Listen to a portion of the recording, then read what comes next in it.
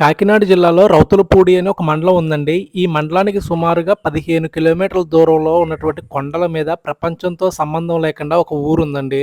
కొండల మధ్యలో ఉన్న ఈ ఊరు వెళ్ళాలంటే మనం నడుచుకుంటూనే వెళ్ళాలండి. దీనికి సంబంధించి ఆల్రెడీ పార్ట్ 1 వీడియో అయితే పెట్టాను. ఎవరైనా చూడకపోతే అది చూడండి. ఫోన్ ఎక్కడుంది? ఫోన్ ఇక్కడ ఉందండి అని. ఇప్పుడు మీ ఊరోళ్ళు ఎవరు మాట్లాడాలన్నా కిందకెళ్ళాలి. కిందికెళ్ళాలి లేసి కొండ ఎక్కాలి. కొండ ఎక్కాలి. ఇక్కడ ఫోను సౌకర్యం అయితే లేదు. లేదండి. ఇప్పుడు నువ్వు ఫోన్ కోసం మాట్లాడడం కిందకి వెళ్తున్నావు. మళ్ళీ మీద రావాలి. చాలా కష్టం కదా. పైన ఊరు బాగానే ఉంటుందా? బాగానే ఉంటుందండి. ఎన్ని ఇల్లు ఉంటాయి? 32 అండి. 32 ఇల్లు. వీడియో చూస్తున్నారు కదండి. ఈ వీడియో అయితే సబ్స్క్రైబర్ల కోసం, నా ఇన్కమ్ కోసం అన్నట్లు కాదండి. నేను వీళ్ళని ప్రపంచాన్ని పరిచయం చేయాలన్న ఒక ఉద్దేశంతో ఈ వీడియో తీస్తున్నానండి. దయించి ప్రతి ఒక్కరూ వీడియోని అయితే చూడండి. వీడియోని ఎక్కడ స్కిప్ చేయొద్దు. ఏంటంటే నేను చాలా వీడియోస్ చేశాను కానీ అన్నీ చాలా ఈజీగా చేశానండి ఇప్పుడు వరకు. కాకపోతే ఇది 2 కొండల మధ్య నిజంగా మేమైతే ఇంచుమించు ఒక 7-8 కిలోమీటర్లు నడిచి వచ్చాం. ఈజీగా 7 కిలోమీటర్లు ఉంటుంది. మమ్మల్ని చూస్తే మీకు అర్థమైపోయి ఉంటుంది మ్యాక్సిమం. చూడండి ఎలా ఉన్నావు. ఇంకా వెళ్ళాలంట. ఆల్రెడీ అక్కడ ఇల్లులు తగిలినాయి. అక్కడి నుంచి మళ్ళీ ఇంక కొండ చివరి ఎక్కడ ఉంటుంది అనేసి అన్నారు. నేనైతే ఒకటేనండి, ఆ పోల్స్ ఉన్నాయి కదా, ఆ పోల్స్ని ఆధారం చేసుకుని నేను వెళ్ళాను. అది కూడా కరెక్ట్గా 1 మంత్ అవుతుందండి అది కరెంట్ వచ్చి. ఈ ఊర్లో వాలంటరీ కూడా ఉన్నారంట. వీళ్ళకి సంక్షేమ పథకాలు కూడా ఆమె ద్వారా వస్తాయనేసి వీళ్ళకి చెప్తున్నారు. కాకపోతే రేషన్ కావాలన్నా కిందకే వెళ్ళాలంట, హాస్పిటల్ కావాలన్నా కిందకే వెళ్ళాలంట.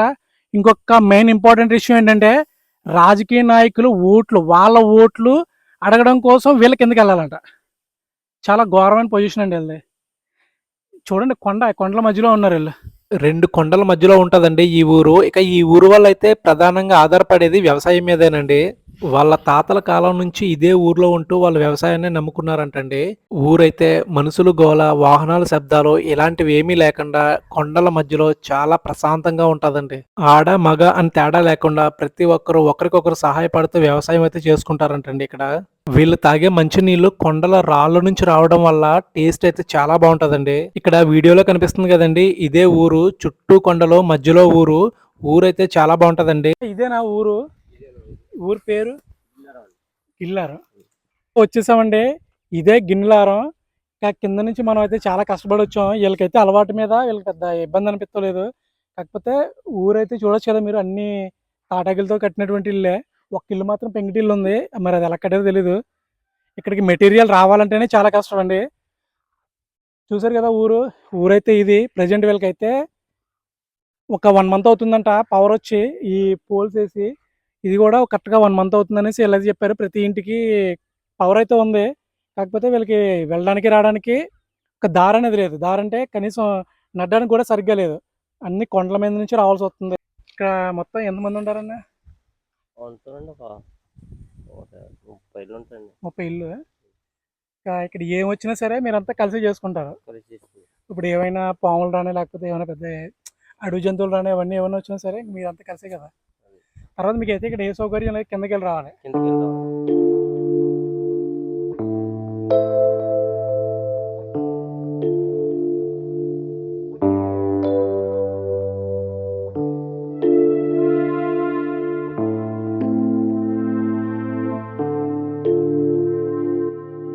అమ్మా ఇదే ఊరా మీది? వచ్చి ఎన్ని ఇల్లు అవుతుందమ్మా?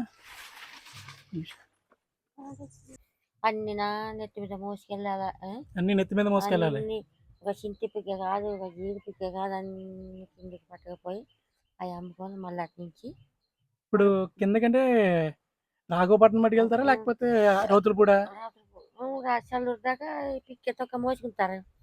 అక్కడి నుంచి అమ్మేసుకొని రాత్రిపూడ వెళ్ళి సామాన్లు తెచ్చుకుంటాం. అప్పుడు ఉప్పు, వరకాయ, మిరపకాయ అన్నట్టుగా తెచ్చుకొని అలాగా. మీకు పెళ్ళిళ్ళు ఎలా అమ్మా? కిందకి బయట ఊర్లు చేసుకుంటారా, మీ ఊర్లోనే చేసుకుంటారా? బయట ఊరి పిల్లకి చేసుకుంటా, ఊర్లో పిల్లలకి. కానీ మరి ఇంత మీద కంటే అంత బేగా ఒప్పుకోరు కదా అబ్బాయిలకి. ఇచ్చేస్తున్నారు కదా. ఇస్తున్నారా? అంటే బోల్డ్ ఆదాయం ఉన్నది కదా, చెట్టు చేమ ముక్క అన్నట్టుగా ఉన్నది కదా. మరి నేను కింద పిల్లనే. మీరు కింద పిల్లనా? అదిగా మీరు వచ్చి దారిలోనా అలా అక్కడ ఉన్నది చూడు. మీరు వచ్చి దారిలో ఊరు ఉన్నది కదా మధ్యలో. ఆ మధ్యలో ఊరు మా అమ్మగారి ఊరి. అలా ఇంటమ్మాయి జలదామ్మాయి ఆ ఊరు. ఇవి ఈ ఇటుకలు పైకి ఎలా వచ్చాయమ్మా? కాల్చుకున్నాం మేము సొంతంగా. ఇక్కడ కాల్చుకున్నారు. కాల్చుకున్నాం. ఇటుక తీసుకొని కాల్చుకొని ఇలాగా ఇల్లు కట్టుకున్నారు. కానీ చాలా చల్లగా ఉందమ్మా ఇక్కడ.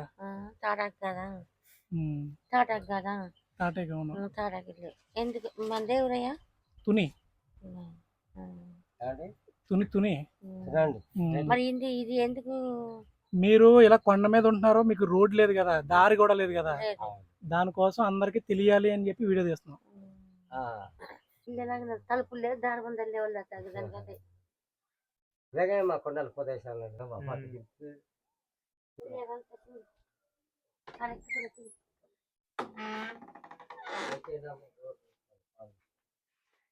ఇది ఎందుకమ్మా ఇలా కట్టారు? దూరైపోతుంది మరి మధ్యలో నది లేదు కదా. ఇది ఇది ఇది అయ్యా మేము తొలి పంట తీసుకుంటాం కదా ఇది ఉయ్యాలా? ఇయ్యాలి కాపాడు సంతకి ఎక్కడికి వెళ్తారు? రాత్రిపూడి. సంతకి రౌతులపూడి వెళ్తారు. ఇవి మీరు వండుకొని తినడానికి. ఇదిగో తింటారన్నా మేము తినాలి. కూర తినడు కూర తినడు.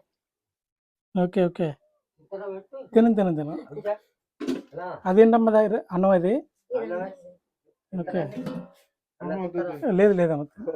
తినండి లేకపోతే ఇలా తినండి. వీళ్ళ ఇల్లులు కూడా చూసారు కదండి ఏ విధంగా ఉన్నాయో. మట్టితో తయారు చేశారండి ఈ ఇల్లులన్నీ. ఎందుకంటే పైకి మెటీరియల్ తేవడం అనేది అవ్వదు. అందువల్ల దగ్గరలో ఉన్నటువంటి తాటాకులు కర్రలు మట్టి యూజ్ చేసి వీళ్ళ ఇల్లులన్నీ ఇప్పటికీ కట్టుకుంటున్నారండి. ఇక ఈ ఊర్లో చాలా తక్కువ ఫ్యామిలీలు ఉండడం వల్ల అందరూ కలిసిమెలిసి ఉంటారంటండి. ఇక ఈ కొండ మీద లభించే కర్రలతోటే వీళ్ళు గోడ మాదిరి కట్టుకుంటారండి. ఏ ఇంటి చుట్టూ చూసినా మీకు ఈ విధంగా కర్రలతో గోడలా ఉంటది. చూడడానికి అయితే చాలా బాగుంటాయండి.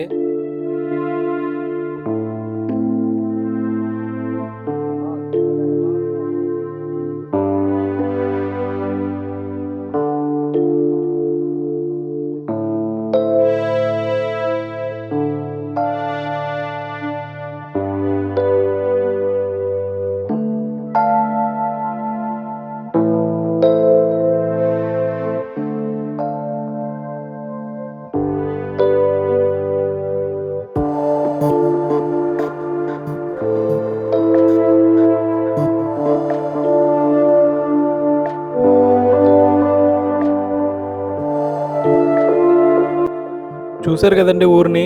ఎటువంటి దారి లేదండి ఈ ఊరికి. కాలినడకనే వెళ్ళాలి కొండల మీద నుంచి. ఇక మా వీడియో కనుక మీకు నచ్చినట్లయితే షేర్ చేయండి. అదేవిధంగా మా ఛానల్ని సబ్స్క్రైబ్ చేయండి.